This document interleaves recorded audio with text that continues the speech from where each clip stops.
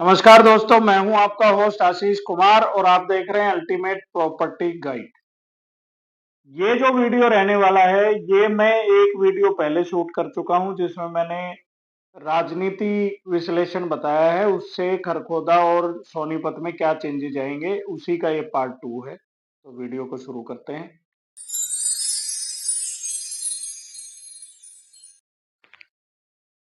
ये जो part 2 video है, इसमें मैं आपको सोनीपत में वे अहम कारण बताऊंगा जिसकी वजह से आपको यहाँ पे इन्वेस्टमेंट करनी चाहिए।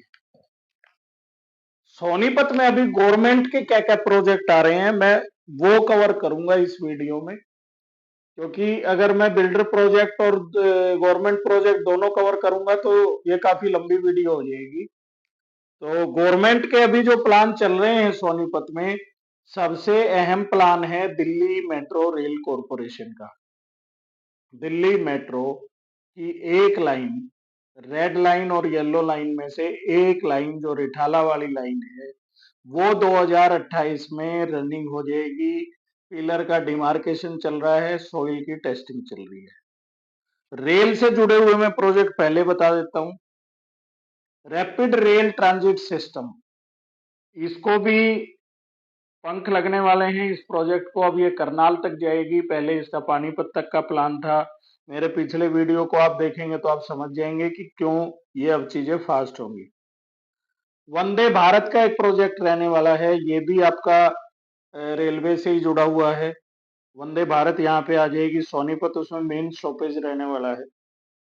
बुलेट ट्रेन में भी हरसाना, जो सोनीपत के नियरेस्ट एक विलेज पड़ता है, वो इसका मेन स्टेशन रहने वाला है।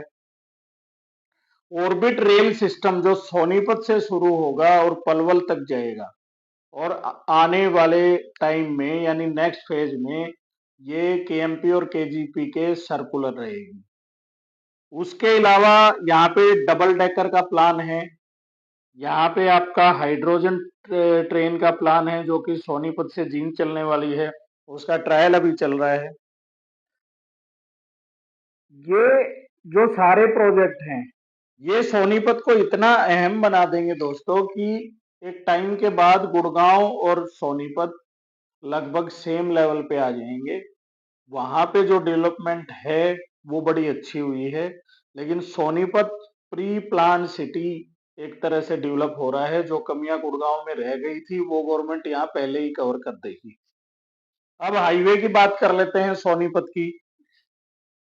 सोनीपत बेसिकली 6 हाईवे से ऑलरेडी जुड़ चुका है, जिसमें एक इसमें NH-44 हाईवे है जो पहले से ही गुजरता है दिल्ली से चंडीगढ़ और चंडीगढ़ से कटरा। एक हाईवे इसमें और जुड़ गया है जो एयरपोर्ट के लिए जाएगा, UER-2। यहाँ भी ये भी अलीपुर से स्टार्ट होगा और आपका द्वारका एक्सप्रेसवे और उससे क्रॉस करता हुआ ये एयरपोर्ट को जोड़ेगा। तो सोनीपत पे जितनी भी टाउनशिप हाईवे पे प्लान है या 334B पे प्लान है, वो सारी UER-2 से बड़े अच्छे से कनेक्ट हो जाएंगी। एक हाईवे सोनीपत से झज्जर निकाला गया है, जिसकी वजह से खरखोदा और झज्जर दोनों से कनेक्ट हो जाएगा। 334B उसका नाम है। केएमपी और केजीपी, ये दोनों, ये पूरा सरकमफ्रेंस इससे ऑलरेडी सोनीपत कनेक्टेड है।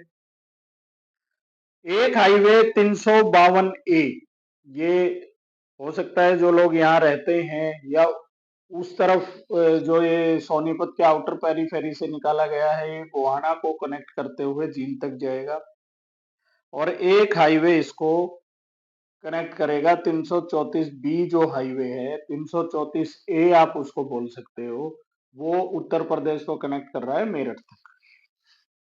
ये हाईवे की बात हो गई। ये हाईवे से कनेक्टिविटी के कारण भी इन्वेस्टमेंट के लिए अहम सिटी बन जाता है। अब एजुकेशनल सिटी की बात कर लेते हैं। दीनबंधु छोटूराम यूनिवर्सिटी यहाँ ऑलरेडी है, डी कृषि यूनिवर्सिटी उसको बोला जाता है। OP Jindal global law university यहाँ पे ऑलरेडी है। राजीव गांधी एजुकेशन सिटी में 13 इंस्टीट्यूट आ रहे हैं दोस्तों।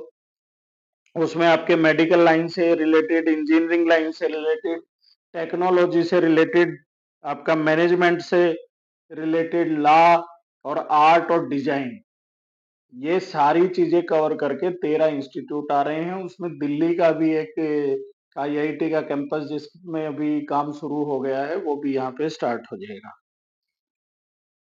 फूड के लिए और लिविंग स्टैंडर्ड के लिए सोनीपत पहले से ही अहम है।